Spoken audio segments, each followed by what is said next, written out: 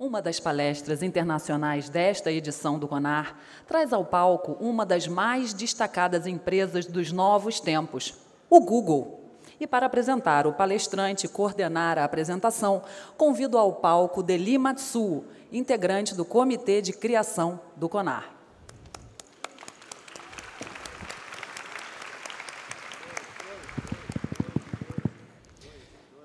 Eu devia ter estudado mágica, não estudei, agora eu trabalho com recursos humanos. Vamos lá. Boa tarde, meu nome é Deli, eu sou vice-presidente de recursos humanos do Grupo RBS e durante mais de 5 anos eu tive o prazer de trabalhar com o Brian. Brian é um colega de trabalho de muitos anos. Tem mais algumas pessoas do Google aqui e é uma honra poder receber um amigo para falar aqui no Brasil sobre um assunto que é muito querido para mim. Eu acho que quando a gente fala de recursos humanos, a gente tenta aqui no CONAR, no comitê organizador, criar uma agenda que ajude a gente a desenvolver o recurso humano para o futuro. E dentro das muitas fronteiras de recursos humanos, eu acho que People Analytics, que é o tema que você vai abordar, Brian, vai abrir a janela para muitas pessoas desse público sobre o que é o futuro de recursos humanos, ou qual é um dos futuros que recursos humanos vai ter. E eu acho que vai ser importante para todos nós vermos hoje o que vocês estão fazendo no Google e talvez muitos de nós aqui tenhamos a oportunidade de trabalhar com isso nos próximos 5 anos. Então, eu queria que vocês aproveitassem a oportunidade para interagir com o Brian, para fazer as perguntas, para entender do que a gente está falando aqui.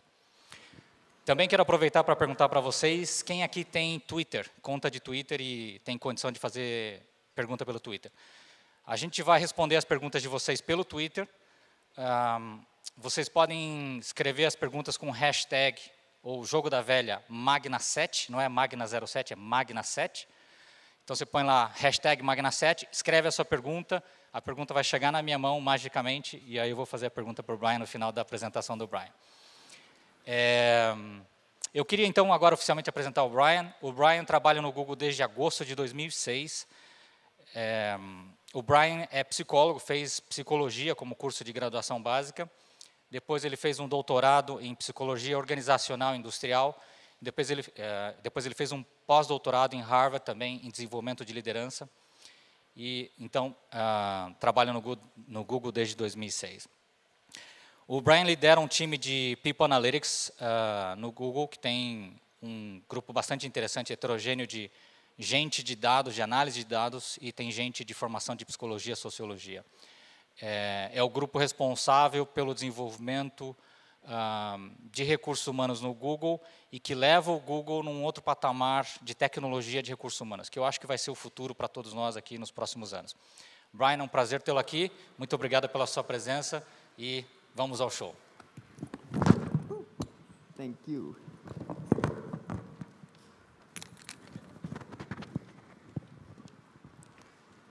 Hello.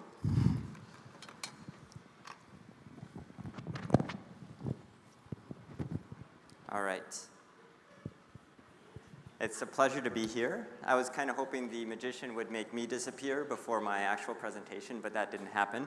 So I will do my best to be entertaining for you and hopefully teach you something new. So, boa tarde.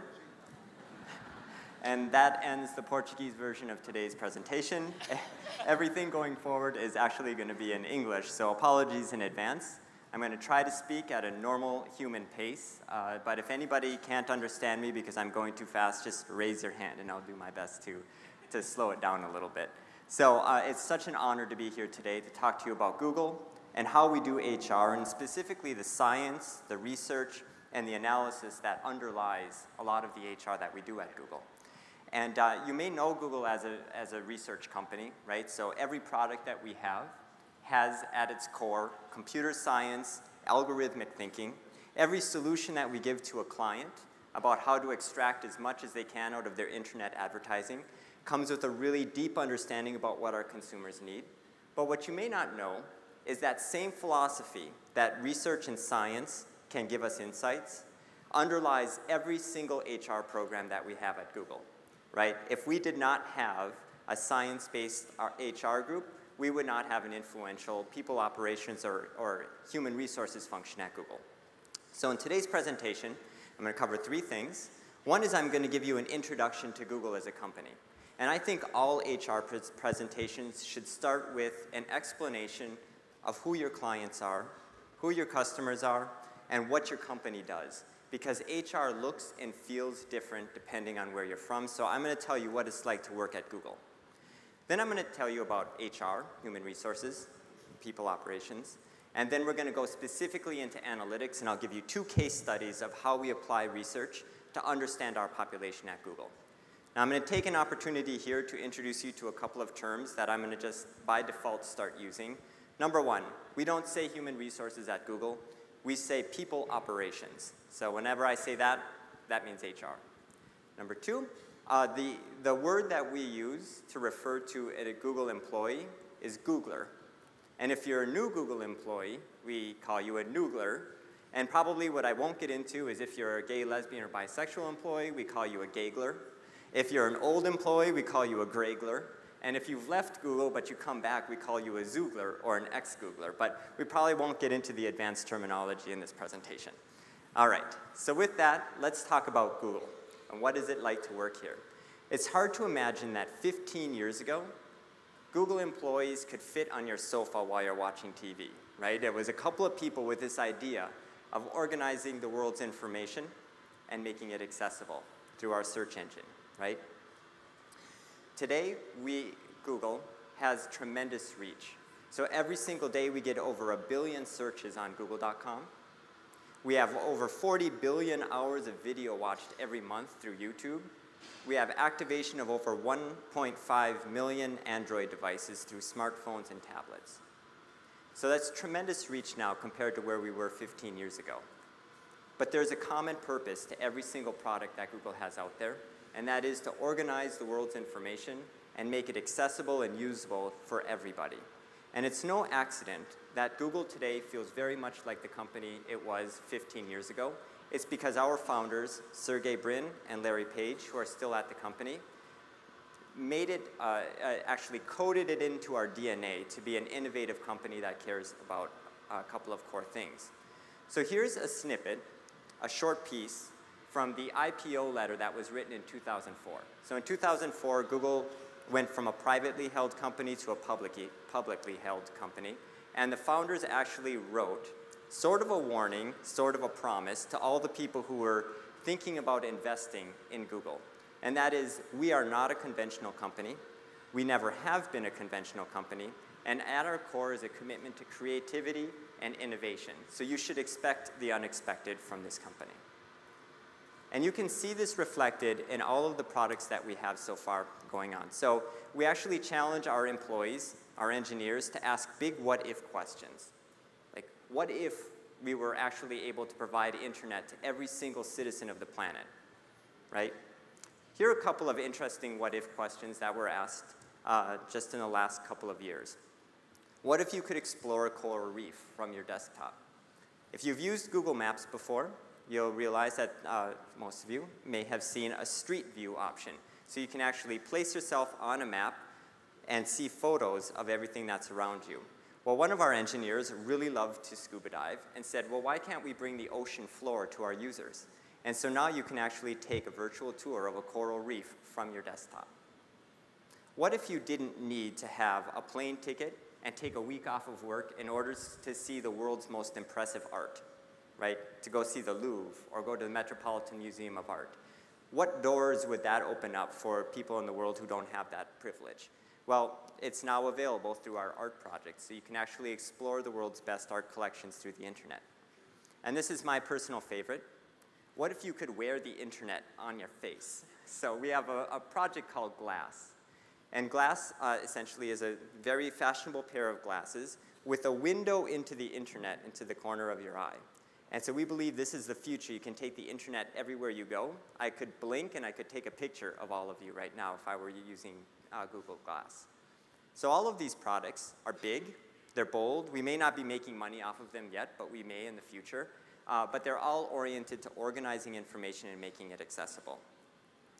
Now, this is the part of the presentation where I'm really glad that I'm speaking to an HR audience, Because if I were speaking to a business audience and I said, now we're going to shift our focus and talk about human resources, that's when people are going to check their watch, they're going to look at their phone, they're going to say, I have to go to the bathroom, and they're going to walk out the door. As a function, HR is not known to be the most exciting and innovative part of a company, right? But I passionately believe that HR is critical, it should be fun, it's exciting, and there are so many unexplored frontiers in how human beings interact with each other at work, how they create new products, how they innovate, where they decide to go for their next job, what they need 5 years from now. This is going way beyond HR as a transactional or an operational function. This is HR as a psychologist will see it. And so that's what we're going to talk about in the next part of the presentation. So while our Google engineers are really interested in the billions of people on the planet who are or could potentially be using our products, I, as a member of the people operations team, am really concerned about 40,000 people and their families. And these are the 40,000 Googlers spread across different countries all around the world, including many Googlers here in Brazil and Sao Paulo and in Belo Horizonte. I want to make sure they get what they need during the time that they're here at Google. And one of the critical features, one of the critical functions that I think HR, people operations, plays at Google is we are custodians of the culture that makes Google unique. And I would posit that Google would not feel like the company it is today if we did not have a strong people operations team. And in particular, we do three things. Number one, we ensure that people understand the mission. When a Googler walks in the door, they know what our mission is. Number two, we make sure that people have voice. So as HR professionals, we can actually ask people, how do you feel about the company? How do you feel about your manager? How do you feel about the direction we're going? And we can translate the voice of over 40,000 people into a consistent message that we give our leaders. That's the role that we play. And then really important to a company like Google is transparency. We're not only having a one-way dialogue from us to the leaders or from the leaders downward. We want everybody to feel like they have a chance to influence the direction of the company. And that's really hard to do when it's 40,000 people. It was much easier to do when there were 15 people working in a garage, right? So that's the challenge that we have in HR. So one of the things I like to do is try to prove that HR is playing a very important role in the company. And I think we've gotten pretty close in the last couple of years through some new and exciting work that we're doing in the social network space. So let me take you into the world of social networks for a while and show you how data can actually help us in HR. Social networks are basically how you are connected to the other people in your workplace, right? So you can take a look at this chart here, and you can see, imagine yourself as this big red dot. Now, every other circle on this chart is another person that you work with, and every line is your connection to them. Now, the line can indicate that these are people that you have lunch with. These could be people who evaluated your performance at the end of a performance review cycle. They could be people that you routinely meet with during team meetings, right? So there are any number of ways that we can be connected. There are two features of a strong social network. Number one, you want to be in the middle of a social network, meaning you want as many people connected to you as possible. Number two, the people who are connected to you, you want to be very important. So you want those people to be connected to a lot of people. And we actually, in our statistics, use the PageRank algorithm, which is the very same algorithm that we run on our Google.com search engine to provide results to you when you're typing in a search. So that's a social network. Now I'm going to tell you why it's important to understand what a social network is. Now, in 2012, in our employee opinion survey, we asked our employees to tell us 5 people that they go to for work-related advice. It could be any 5 people. And we had over 90% of the company tell us who they were talking to or who they were going to for work-related advice. That allowed us to map the flow of information through Google, and we ended up with a chart that looks like this. And I know it looks like someone threw up on my screen, but that's actually a collection of dots and lines. All approximately 20,000 engineers are represented in this chart. And you can see out on the fringes, there are a few people who are not really talking to anybody but themselves, but by and large, everyone's sort of clustered in this middle. Now I'm going to show you some green dots.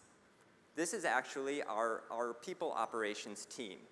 And you can see that there are a lot of HR folks who are talking to engineers, but the rest are kind of hanging out over there on the right, which makes it look like they're talking to each other, but they're not talking to anyone else. And you may feel sorry for them, you may think they're kind of lonely, until you figure out that what's missing from here is our sales Googlers. So roughly half of the company is doing sales. And you can see that sales Googlers like to talk to sales Googlers, engineers like to talk to engineers. There's a very thin line of engineers that actually care to talk to salespeople, but the critical role that HR is playing, people operations is playing at Google, is we're right there in the middle. And we're the ones that transmits information from one side of the organization to the other. So that's part of the proof that I use that we're playing a critical function in maintaining a culture of innovation at Google. Does this remind you of anything? Does it look like anything besides like a clown's head? To me, it sort of looks like a brain. On one half of the brain, we have sales. On the other half of the brain, we have engineering. And at the risk of taking this analogy too far, if it were a brain, people operations would be the cerebellum, which plays a critical role in motor control, coordination, precision, and timing. Some neuroscientists think it also plays a role in advanced cognitive functioning, and I'd like to believe that's true. So, but it's debatable. All right, so how is people operations structured at Google? We hire for 3 types of people, and we try to keep the size of each of these teams relatively constant. So 1/3 of our employees we like to be people who have incredible, deep HR knowledge. So they've worked at HR at another company, they specialized in HR when they went to school. We know that we need these people in order to actually know what we're doing or put together a compensation plan and things like that. The next 1/3 are business buffs. These are consultants, and they've been trained to solve problems, period. Business problems, HR problems. They may have worked at McKinsey or Accenture or Booz or any of the big or small consulting firms, but we know that we need people who can be slotted into incredibly difficult problems that we may not have encountered before.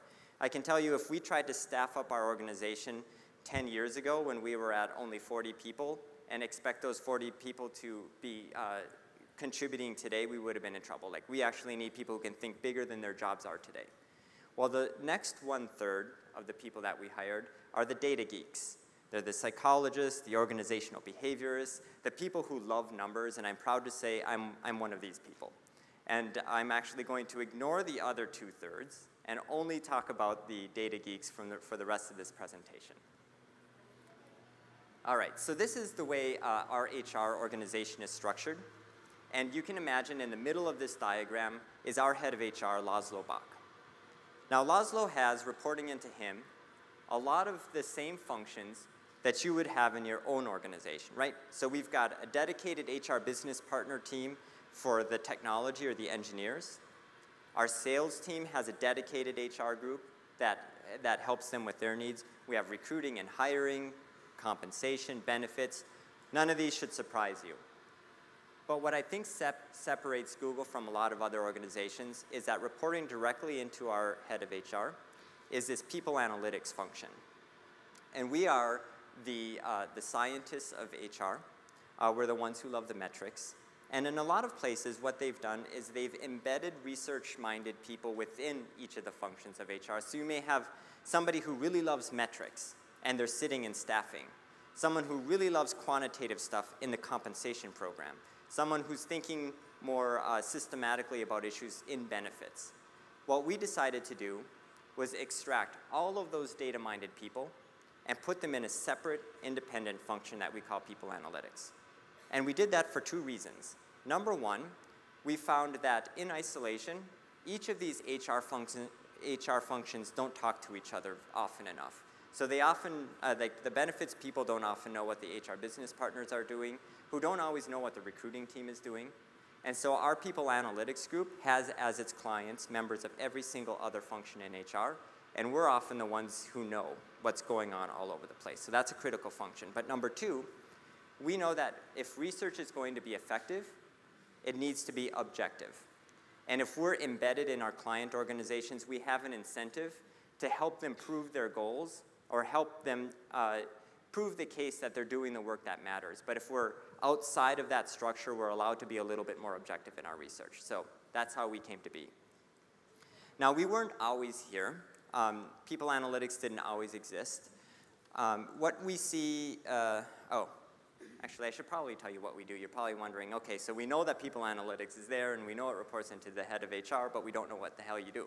Okay, let me tell you. People analytics is here because we want to ensure that all the people decisions that are made at Google have at its base data, research, and analytics. It's that simple. And we're so confident that this is the right thing for us to do that we kind of load people up. All the Nooglers who join our team get this fancy sticker, and we say, put this on your computer. We have charts and graphs to back us up. Like, that's how confident we are that we're doing things that matter for the organization. But we weren't always so arrogant. And in fact, when I joined the company on that red star on this chart in 2006, we were facing some pretty significant challenges on the HR front, and it was largely related to growth. So the vertical axis on this chart is the number of people we have at Google. The horizontal axis is the number of years we've existed as a company.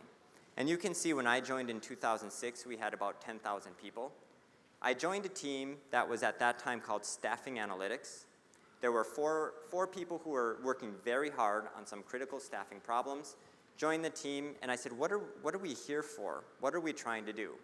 And there was chaos all around. They said, you need to help us fix hiring because we are exploding. We're doubling in size every single year. So in 2005, we had about 5,000 people. 2004, we had about 2,500. How do you sustain a 100% growth rate in a company? And we said, part of the way you're going to sustain it is by looking at the numbers. And so we answered some pretty critical questions in the first 2 years that I was at Google and with the team.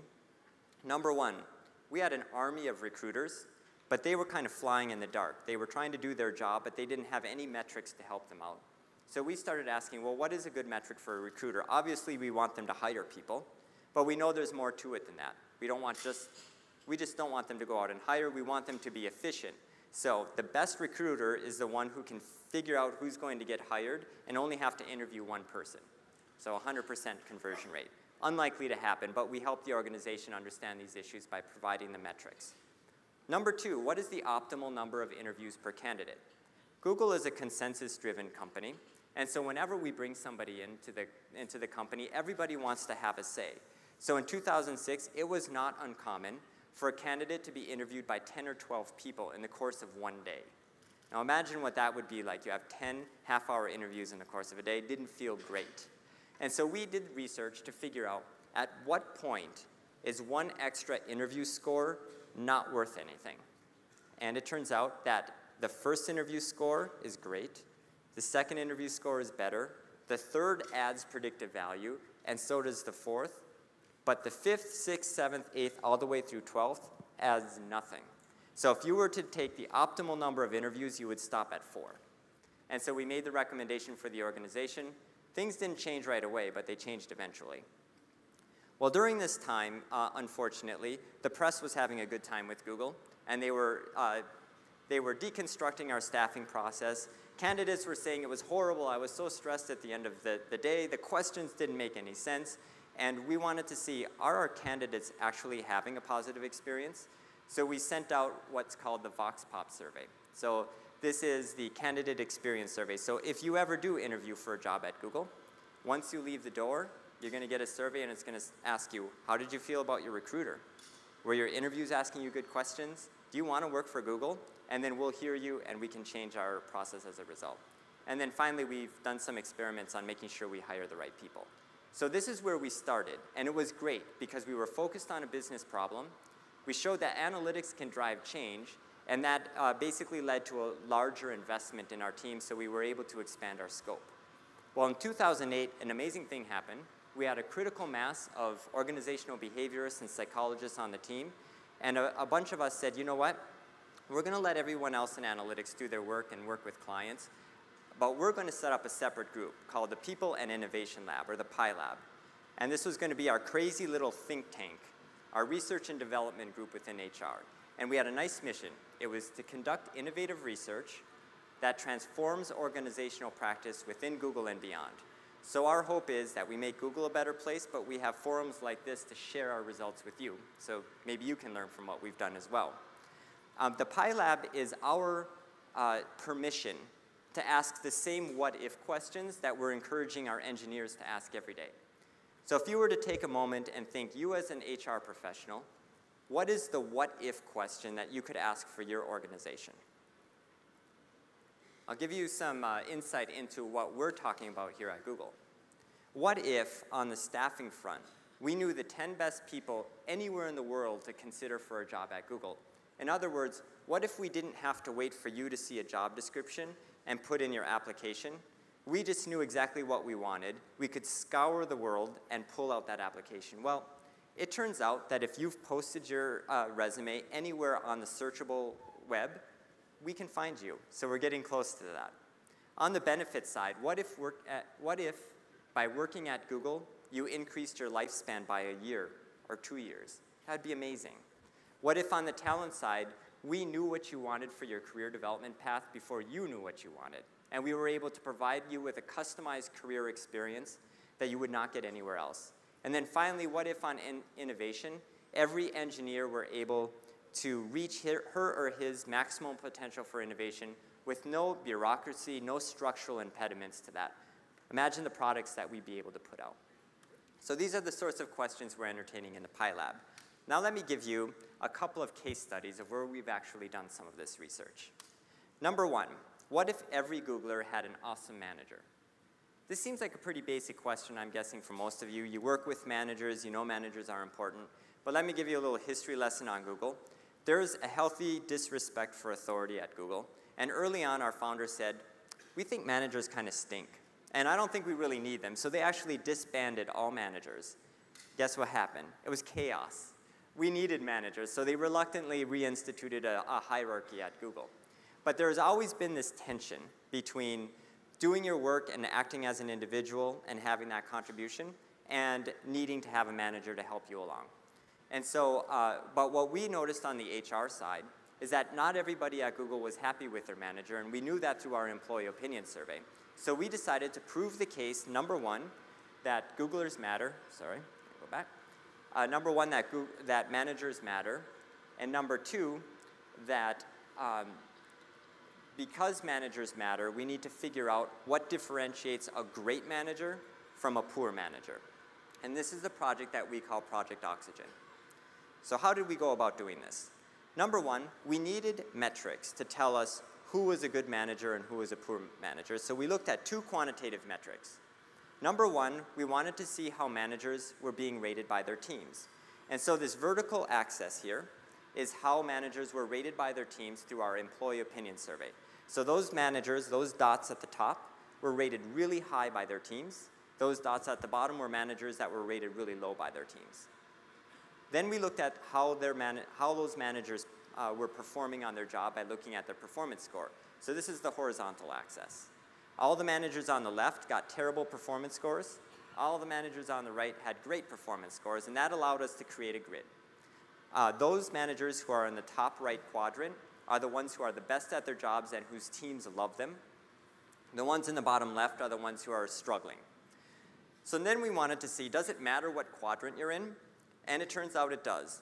I'm not going to ask you to read all the numbers on this slide, but I did want to call out a few things. Those managers in the top right quadrant had team members who felt like they were more innovative, that they were collaborating better together, and felt better about their own career development. Number one, so they felt better. Number two, they were staying longer. We looked at the turnover rates for the teams reporting to good and bad managers, and we found out that the managers on the top right quadrant had team members that stayed significantly longer than the managers who were in the bottom left. And then finally, we looked at how they were performing, and by almost every metric, a good manager had a higher performing team. So you're probably thinking, yes, of course, good managers do good work and their teams do good work, but at Google, this is revolutionary to be able to prove it with numbers. Only by showing the numbers were we able to motivate change. And so what we then did is we wanted to see what does a good manager do? So great, good managers have good teams, bad managers have bad teams, but what makes for a good manager? We then interviewed a random selection of the best managers and a random selection of the worst managers, and we coded the interview transcripts. And these are the 8 behaviors that the best managers were exhibiting on the job. And they're in order of importance. So the most important thing that a good manager does is to be a good coach to their team. The second most important is that they empower their team so they keep themselves from micromanaging. And you can look through this list. None of this is rocket science, but the fact that we were able to articulate it means that we now know how to coach managers themselves to be better. All right? And a surprise to our engineers always thought the most important thing to be a manager is to have good coding skills, to be highly technical. But it turns out of all of the things that managers do, technical skills are the least important. It's still important, but the least important. So now, in order to take this research to completion, we can't just stop by proving the case that managers matter and telling people what to do. We need to give them the tools to improve their performance. And so the Oxygen research was inspired what we now call the upward feedback survey. So every one of those 8 behaviors, we now have a survey question that assesses how well a manager does on it. Twice a year, we survey everybody at Google and say, this is your chance to give your manager feedback. They fill out the survey, and here's a sample report. So Bruce Wayne found out that across all items, it was 90% favorable, and then Bruce can go through every single one of those Oxygen attributes and figure out how well they're doing. Now, this gave us the ability to see if managers are actually getting better over time. And again, more metrics, but we were able to show that in 2010, which was the first year that we sent out the survey, 83% favorable was the average score across all managers, and that went up by 5 points. But the most impressive change are the managers that were doing the worst actually on average improved 30 points. And so this is the sort of change we're allowed to make. We then worked with our learning and development team and said, okay, you're going to offer manager courses. Yes, that's great, but we want every single one of those manager courses to be aligned to one of the 8 attributes. And then we're going to measure to see if you're doing a good job. So here's a sample of the manager programs that we have at Google. So Good Coach empowers teams, career development courses. And what we found is of the managers who took the Career Conversations course, the average score they got after they took the course was 10 points higher than before they took the course. Similarly, those who took a course called Manager as Coach increased 13 points on the Oxygen attribute to which it is aligned, right? So they scored 13 points higher on whether or not you're a good coach. So this allows us then to get better and better in our learning programs because we can measure the results. All right, that was case study number 1. Now we're going to go to case study number 2, which is a little bit more out there. And I think it's going to actually take us a long time to see if we've actually shown that the what if question here is, what if working at Google added 2 years to your life? What would it take? Now keep in mind that we don't expect Googlers to spend their entire lives at Google. But what we would like to happen is that even if you spend 5 years at Google, you will be healthier when you get out and your lifespan will be increased. So now take a moment to think, what would you do to achieve this goal? Like, what power do we have as organizations and as HR professionals to bring about this sort of change? Some people might focus on benefits. Some people might say, let's just pay people more. Well, at Google, we decided to focus on food. Now, the food that you eat is incredibly important to your health, right? It directly contributes to how much weight you gain, to your calorie intake, cholesterol levels, your energy levels. And at Google, food is as core to our culture as innovation is. There's food everywhere. We serve breakfast, lunch, and dinner for anybody who wants it. We have things called micro kitchens, which are loaded with snacks, and they're a place where people gather. So on the one hand, we say, you know, it's pretty nice that we offer all of this food to our employees. But on the other hand, we say, do we have a responsibility now that we've made these offerings to actually influence what people eat? And as you can see, these are snapshots of our Google micro kitchens and Google cafes, and there's a lot of choice. In preparation for this presentation, I actually looked at the menu for one cafe. This is in the New York City office for lunch. So 4 pages of options that people have when they eat. Everything from getting something at the grill to a custom-made burger, lots of great desserts to choose from. So how can we get people to eat healthier? Well, there are a couple of ways that we could do this. Some of our people in HR and people operations said, if you want people to eat healthy, take away the unhealthy choices. So we actually experimented with this, and we said for one of the 15 cafes that we have in our Mountain View campus, we're going to take away the meat for one meal. We called it Meatless Mondays.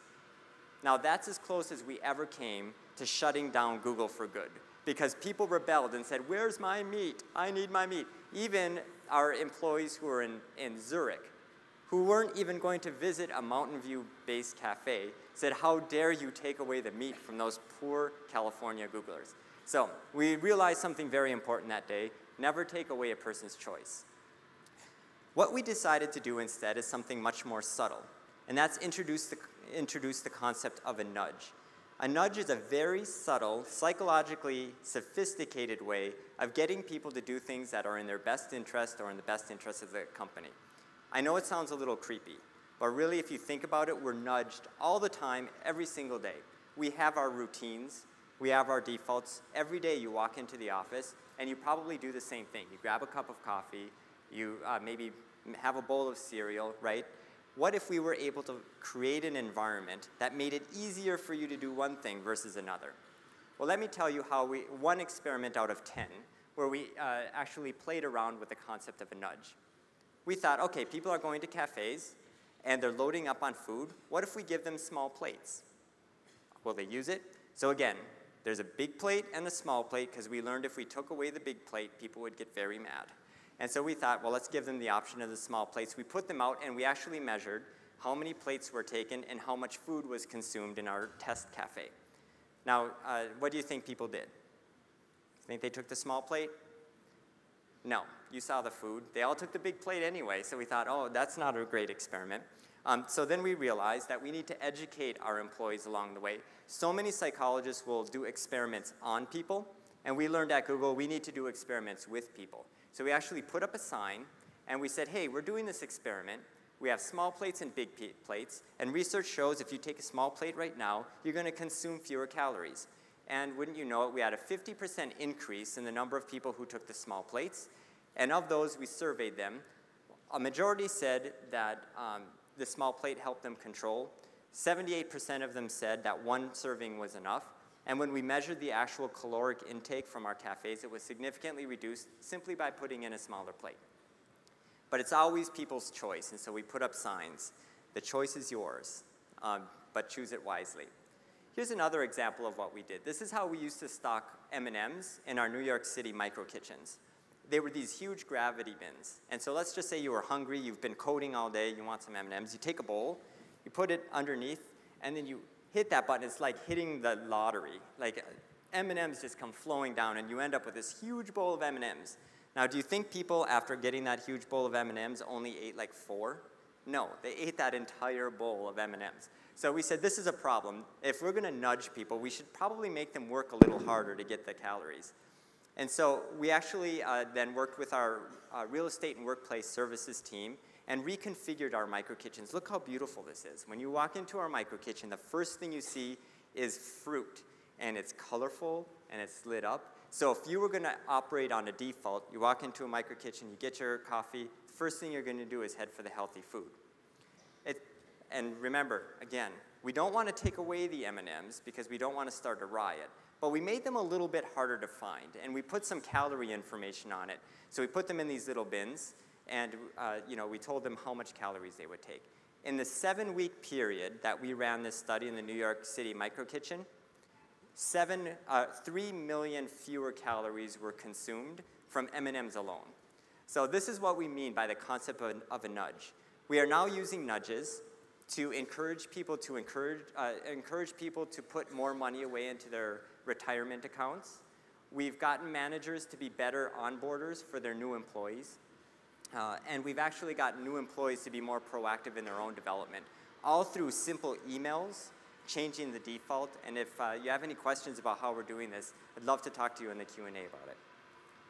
Okay, so those are the case studies. Now let me leave you with just a few recommendations I have if you want to start an analytics function in your own organization.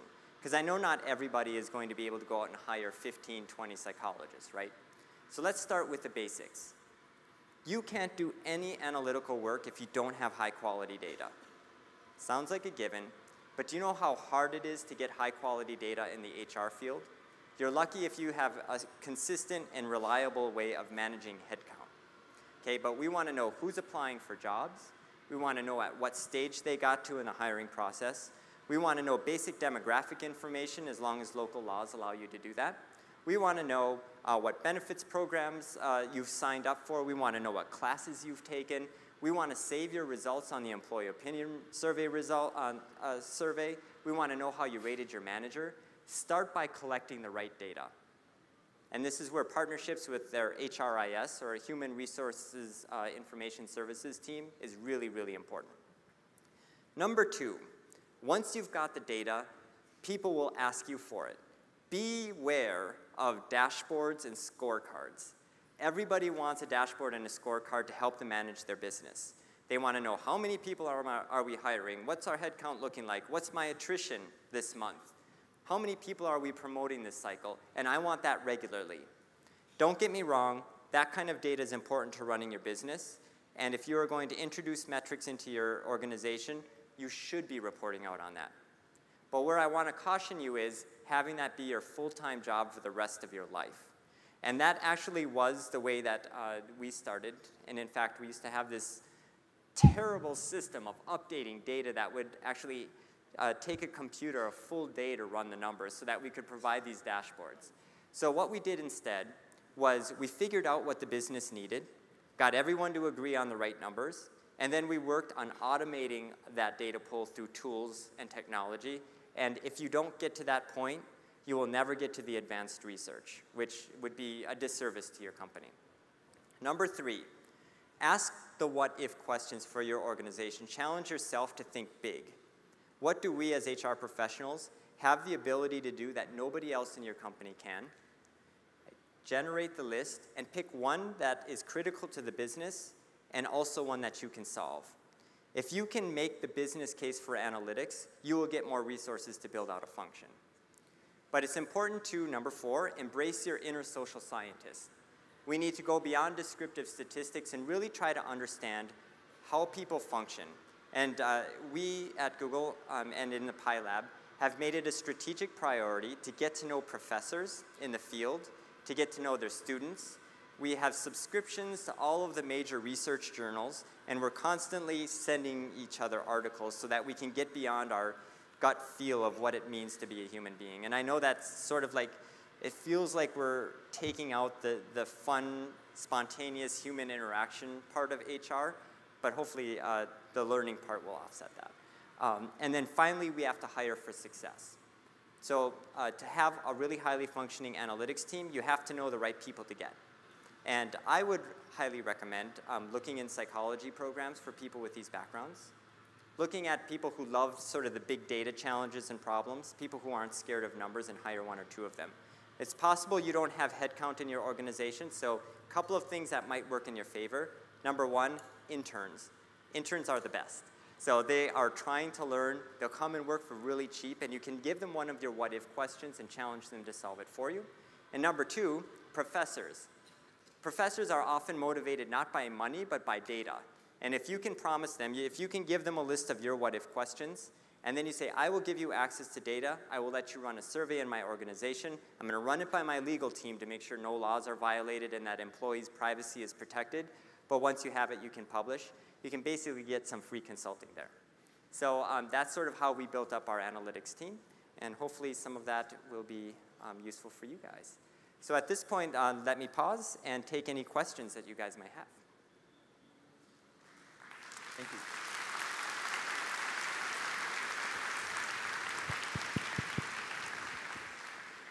Muito bem, muito bem. Eu esqueci de mencionar que a gente também tem as nossas assistentes aí com os papeizinhos para as perguntas, para quem não tiver com o smartphone para fazer as perguntas pelo Twitter. Então, vocês podem fazer as perguntas pelo papel e enviar para mim. Muito bem. Brian, eu tenho aqui um grupo de perguntas que eu já recebi. E eu queria te fazer a primeira pergunta e depois a gente vai vendo se tem pergunta de papel e a gente segue. Como você mesmo comentou, a Google é uma empresa diferente. Que cuidados você sugere que uma empresa mais tradicional tenha ao iniciar uma área de People Analytics?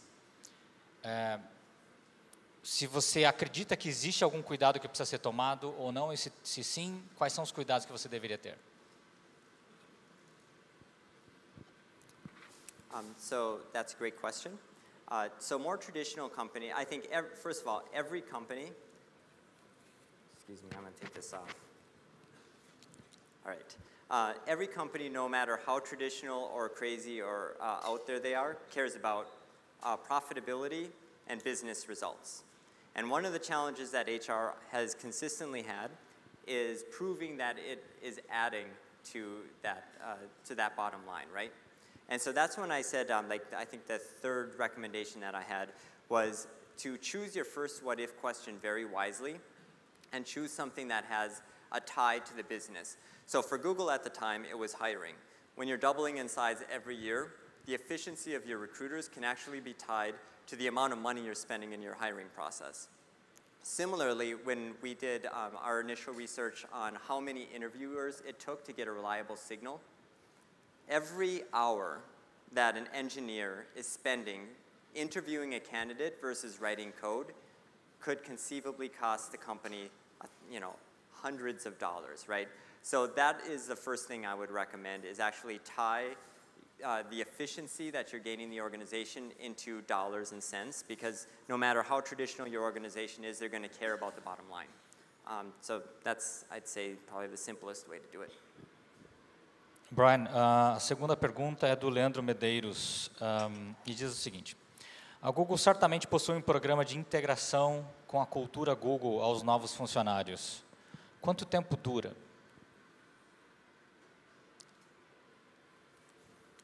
So our new hire programs are very interesting. We've actually done a lot of research recently to understand how long does it take to orient or onboard a new employee.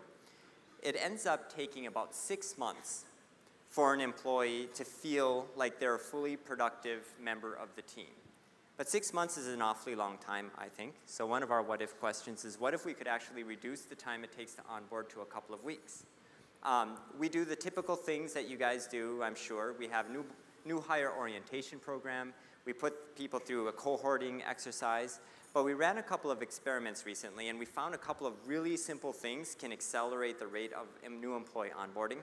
Number one, managers need to do their jobs. We actually found that a small percentage of employees showed up on day one and their manager wasn't there to greet them. The manager hadn't remembered to order them a computer or to get them a desk. So it's amazing how simple, how much effect the most simple things are, and that had long-term consequence on employee productivity. So we sent a gentle nudge reminder email to our managers in advance, giving them only the information they needed at exactly the time they needed, and we basically eradicated bad behavior. But another thing that was really important in our new hire onboarding is that we realized that employees themselves bear some responsibility for onboarding faster, and part of what they needed to be empowered to do was to be proactive.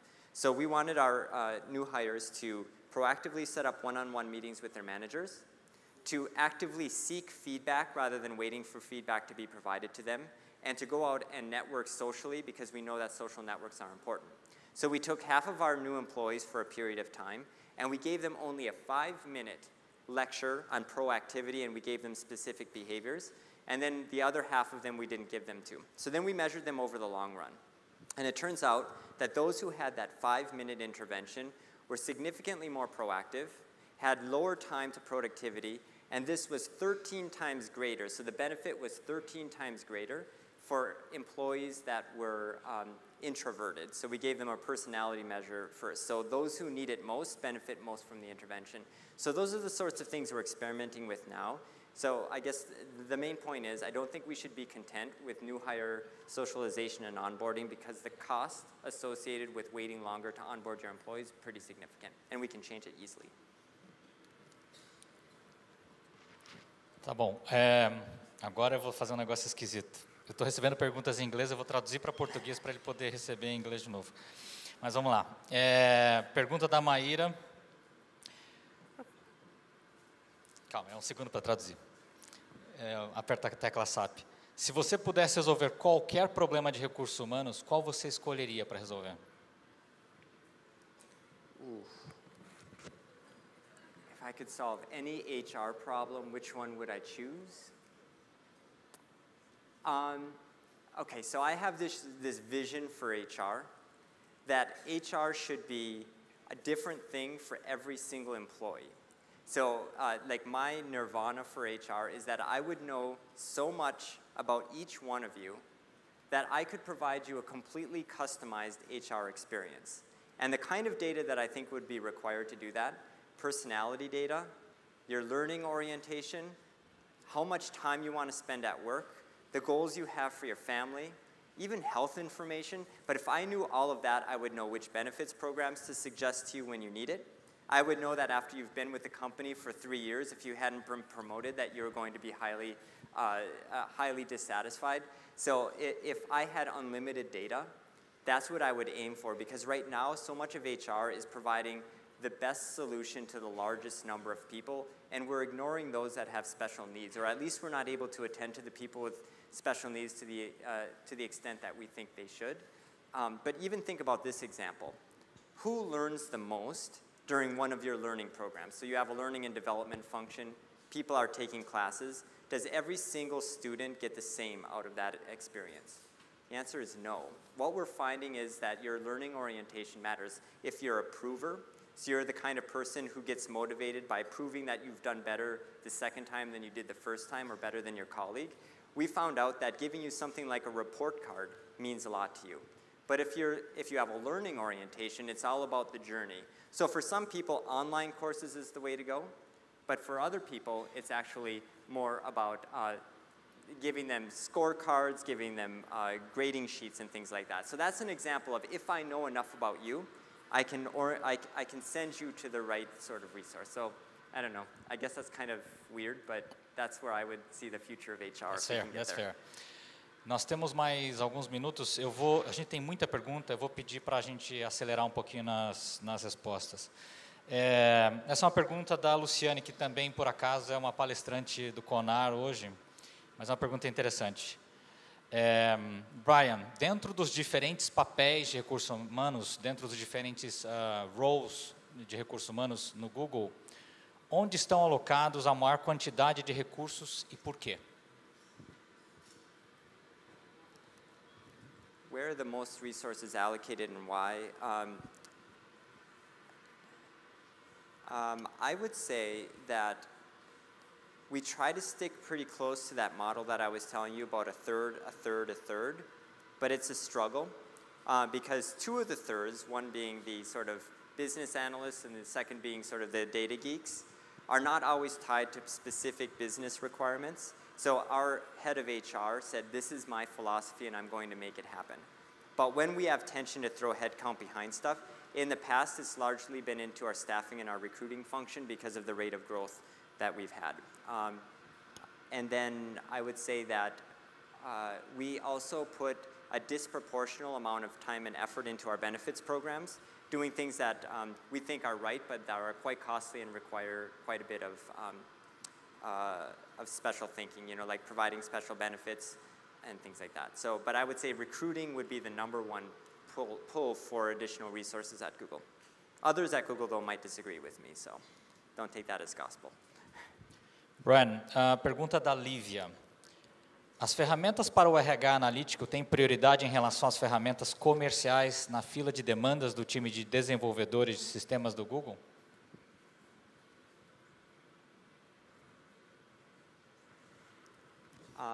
Yeah, the tools question is so important because our ability on the analytics side to do the research depends on having a good tool. Simplest tool that you can imagine, our applicant tracking system. We have a homegrown applicant tracking system, and when I was there in 2006, it did not have spam filtering capability. And so we had candidates named Holiday Inn, question mark, question mark, question mark, and Marriott. And we spent so much time actually cleaning it. But what Google has invested in pretty heavily is a really top-notch corporate engineering team.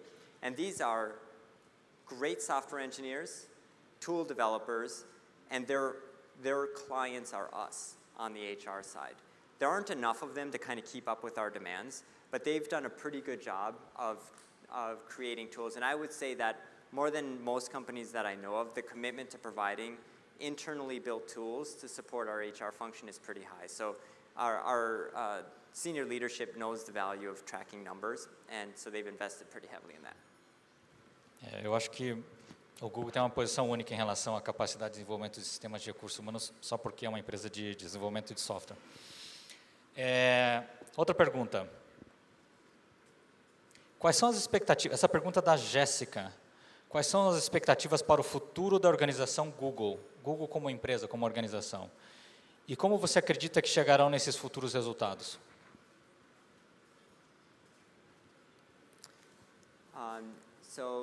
Google as a company, I think, has been remarkably consistent in its approach to organize the world's information and make it accessible and usable as a mission statement, but the creative ways that we're doing it are pretty phenomenal. We used to have a CEO named Eric Schmidt. He's now our executive chairman, so he stepped out of the CEO role, and Larry Page a couple of years ago, who was one of our founders, stepped into the CEO role. And one of the things that he did was said, the philosophy that we have of letting 1,000 flowers bloom, in other words, we can have hundreds of simultaneous products being developed, I'm going to stop that right now. And we're going to orient ourselves on 7 or 8 distinct product areas like search and Chrome and Android. And that was a big shift for us in HR because one of the things that we try to do is make sure that employees have access to development opportunities. We can shuffle them around. We manage the internal mobility process. So one of the things that we constantly have to be responsive to is the direction that our CEO wants to take us, and we try to make that a possibility. Now, as I said before, one of the prime cultural values of Google is voice, and another is transparency. So another critical role that we've played in making sure that the company is going in the direction it needs is allowing employees to tell us what they think of the new strategic direction that our senior leaders are setting. And they tell us that through the employee opinion survey. So we're sort of like, if you guys watch Star Trek, remember the old Star Trek? Uhura was the one who communicated with the ship. Sometimes I feel like people operations is Uhura for Google, and we're asking everybody, how do you feel? Are we going in the right direction? And then we talk to the ship, which is our senior executives, and there's a significant amount of behavior change that comes through employee input. And I would say that that's one of the unique roles that we get to play in Google is sort of collecting the feedback and giving it to our senior leaders. Eu tenho mais uma pergunta. Só mais uma lembrança. Vocês devem ter aí para vocês um device, um aparelhinho para poder responder as perguntas da pesquisa no final da apresentação. Eu gostaria que vocês, por favor, respondessem para a gente poder ir melhorando o evento a cada oportunidade. Muito bem. Brian, vou traduzir de novo. Como você gerencia a privacidade de dados dos funcionários quando você trabalha com pesquisas do mundo inteiro? Então, um funcionário de People Analytics que senta na Ásia tem acesso à informação de um funcionário dos Estados Unidos e vice-versa, ou isso é isolado por país? That is a fantastic question, and I'm so glad that you asked it, because employee privacy is one of the things that we devote a ton of time to understanding from a couple of perspectives. So it seems that the question was asked more from a legal perspective, so different countries have different laws about who can see what data. We let our legal team answer those and provide us with the right recommendations. But what we struggle with is our desire to know remember when I told you my future for HR is to know everything about you? And at first that sounds really cool, and then you're like, ew, I don't want you to know everything about me. We don't want employees to ever get to the you stage. We don't want them to feel uncomfortable with us. So let's take our employee opinion survey as an example. There are 2 ways to collect data from your employees. One is confidentially. So the moment you hit submit on your survey, it logs in your employee ID number. And that's very helpful for us because then we can track your survey scores over time. We can pair it along with other information about you, like who your manager is or what function you're in. But it also comes at the expense of anonymity. So that's the second way to do a survey, which is you hit submit on that survey and I have absolutely no idea who you are. It's the safest way to do a survey. Now, we want to put as much power in the hands of our employees to control their privacy as we do our customers when it comes to using Gmail or any of our products. So when that employee opinion survey goes out, we say, you have the choice. You can do the survey confidentially, and then we say, please do it confidentially, because it helps us. Or you can do it anonymously, and it turns out that 95% of employees choose the confidential version if they have the choice. Now, 1 year we considered going with an external vendor to handle our employee opinion survey, which is the way a lot of organizations do it. And we heard loud and clear from our users, our employees, that they would not trust the data in somebody else's servers. And that's a byproduct of the industry that we're in. They know the confidentiality of the data that we have. So it was a clear signal to us that we were trusted. One thing we will never, ever do in people operations is violate the trust of our employees, because you only have to do it once and they will never trust you again. So we probably err on the side of oversensitivity and not sharing the individual. And that's difficult to balance with the transparency thing that we talked about earlier. In other words, letting people know the results of our research. So last part of the answer to the question is that whenever we have the results of a study, whether it's the employee opinion survey result or any other research, we share it with the entire company. And we have every Friday a TGIF, it's called, thank goodness it's Friday, meeting, where the founders get up, share everything that's important that happened the week before. On every 3 months, HR is up in front of the entire company, and we get to report out on things that we learned, the research that we're reading, and we kind of give them insight into what it's like to be a Google employee. So. Ok, eu acho que nós temos tempo para uma última pergunta. Pergunta do Luiz Cláudio, do Bradesco. O Big Data pode ajudar o RH e em qual situação? Oh, I knew this was coming. Big data. Everybody loves big data. It's like, seems to be what everybody is talking about these days. We're talking about it. Big data basically is huge volumes of data from multiple sources that can be analyzed very quickly. And the reason that everybody is talking about it is because we think that it holds the key to tremendous insight into things that are happening in the world. And credit card companies kind of started this revolution of looking at consumer behavior. It's moving into the HR space, and I do think it holds some potential for us. So at Google, for example, we have 2.5 million resumes a year, or applications a year, for just a couple of thousand jobs. Now, big data for us means understanding as much as we can about that 2.5 million in order to pare it down into the small number that will actually be contacted for interviews. So that's one space we're working in. But I want to, the other aspect of big data that I think holds a ton of potential is understanding people over a lifetime. Right now, even on the metrics and the research side, we usually understand snapshots. So we'll look at how you feel today, and then we'll ask you a year from now, how do you feel a year from now, and we'll do the comparison. Big data will allow us to look longitudinally at how people feel and what the inflection points are in their lifetime with the company. And through that, we can design better programs. So that's what I see as the beauty of it. The limitation, however, is that a lot of companies are going from no metrics at all to big data, and they're skipping little data. And little data, I think, is actually what's more important because, and by little data, I mean like the manager research that I told you about. I'm talking about the nudge experiments, the food-related experiments where you ask a very specific question and you design an experiment around it so you know cause and effect. So I really hope that organizations don't skip that little data step because I think that actually can teach you more than the big data in some circumstances. Ok, eu vou te dar um segundo para respirar e vou te fazer uma última pergunta. Você gostaria de deixar para eles algum recado, alguma mensagem, alguma orientação para o grupo? Oh no, that's kind of tough. Like, final take-home message is that I guess I would like to see HR liberated from this view of us being a transactional operational function where we're just getting the basics done and we're providing people the things that they need to get compensated and get their benefits. HR should be fun, it should be exciting, it should be deep, rich, and theoretical because if you think about it, no organization exists without people working together. And that is, like, in my mind, that's where analytics is important.